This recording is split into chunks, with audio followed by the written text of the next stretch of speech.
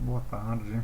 Então, como discutido anteriormente, quando aplicamos um método de diferenças centrais para a estimativa da propriedade nas faces, né, essa, esse método ele é adequado apenas quando o número de Peclet ele é inferior a 2. E isso acaba impondo aí um refinamento que muitas vezes não é permitido, né, do ponto de vista custo computacional, para análise que vocês vierem a fazer. Né? Então, em função do alto custo computacional, tem-se aí a motivação do uso de outros métodos, né, outras formas de se estimar a propriedade de transporte aí nas faces.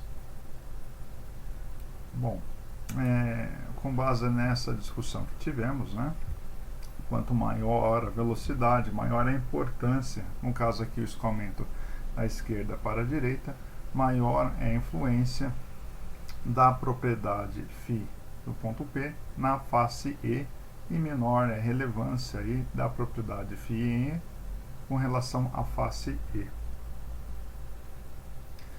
Bom, com base nesse raciocínio, a gente tem a seguinte motivação.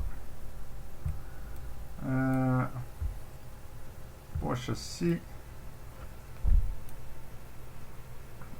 para problemas em que o mecanismo de transporte por advecção é muito mais importante do que o mecanismo por difusão, por que não considerar na face W o mesmo valor do φ que temos no ponto W? Não é? Então, quando o escoamento, nesse caso aqui da esquerda para a direita, né, uma forma simples aí de se obter de se estimar um valor da propriedade na face é fazendo essa aproximação aqui na face E, com o escoamento da esquerda para a direita, adotarmos, em vez de um valor médio entre P e E, né, já que a influência de P é muito grande nessa região, por que não já adotar praticamente o valor de φ em P na face E? Né? E essa ideia, né, essa forma de se estimar os valores é chamado aí de upwind, que a gente pode traduzir como sendo a favor do vento. Né?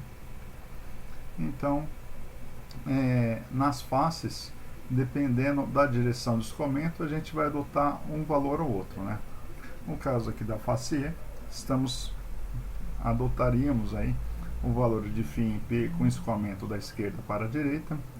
E se fosse no sentido oposto, né, se o escoamento fosse da direita para a esquerda, adotaríamos aí φ em E. Então, desenvolvendo todas as equações com esse raciocínio, né, a partir já daí das discretizadas, aqui a gente faz essa substituição, né, aqui considerando o escoamento da esquerda para a direita, então na face W, φ W maiúsculo, na face E, φ P maiúsculo. Né? Então, com U maior que zero, ou seja, escoamento da esquerda para a direita, fazendo as devidas substituições, nós chegamos aí ao valor da equação discretizada. Né? Isolando φ em P, com os termos aqui o AP, né? E os termos da direita do sinal de igual, φW mais o termo aqui do φ.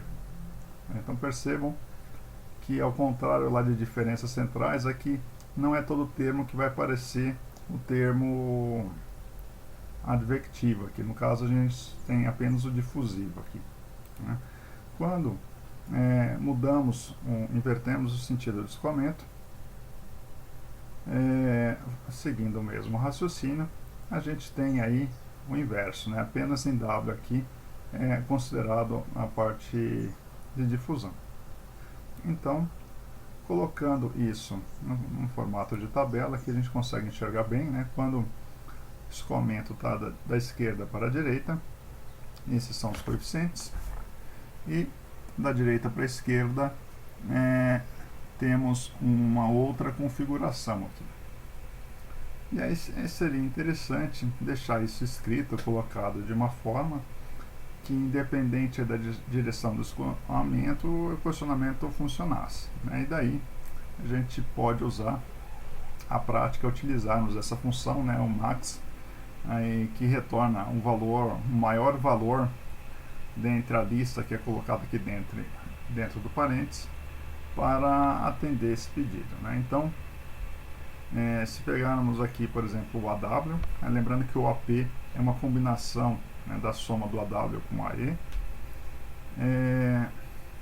Então, se partimos aqui do AW, quando o escoamento está da esquerda para a direita, né, nós temos tanto o termo DW quanto FW. O DW tem nos dois casos, né, então ele já aparece aqui.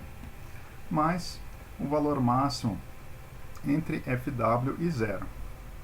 Quando FW é um valor positivo, né, o valor máximo dele e zero é ele mesmo. Então, a resposta desse termo aqui acaba sendo exatamente DW mais FW. Quando FW é negativo, né, quando essa variável for um valor negativo, o valor máximo entre L e 0 é zero, e esse termo acaba retornando unicamente DW, que é o que a gente tem aqui, né? De maneira análoga, acontece a mesma coisa aqui, né? Quando FE é positivo, né, quando ele é positivo, sendo multiplicado por menos 1, o valor máximo acaba sendo zero e apenas o coeficiente DE aparece aqui. Quando ele é negativo, né, multiplicando por menos 1, aparece, ele acaba sendo o maior valor, e aí retorne-se apenas o FE, que já é negativo, né? Então aqui acaba tendo o valor de menos. Bom, então, deixando generalizado aqui o cômputo, né, o cálculo desses coeficientes, independente do valor do escoamento, a gente pode aplicar aí o upwind, né, esse esquema aí, para o tratamento dos termos advectivos, usando aqui, por exemplo, os 5 elementos, né, 1, 2, 3, 4, 5, né, e aí nós obtemos um resultado aí bem próximo da solução analítica. Percebam que os resultados, eles acabam, normalmente, essa é uma característica do upwind, né, eles acabam sendo um pouco menor do que o valor analítico, por conta do que é chamado aí de falsa difusão, né? Então, o uso do upwind tende aí a subestimar um pouco aí os valores. Bom, com relação ao upwind, a ideia é simples mesmo, né? A questão é mais aí pegar o papel e o lápis, né? Como eu já comentei anteriormente, fazer essas substituições e a dedução desses coeficientes aí, para vocês se acostumarem com esse tipo de equacionamento, né? Fica mais fácil aí de visualizar. Além de diferenças centrais e upwind, nós temos outras tratativas para os termos advectivos.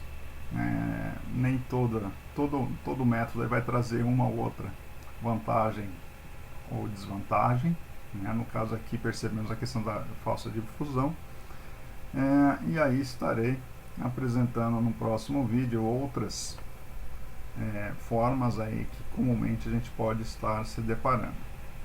Obrigado, até mais.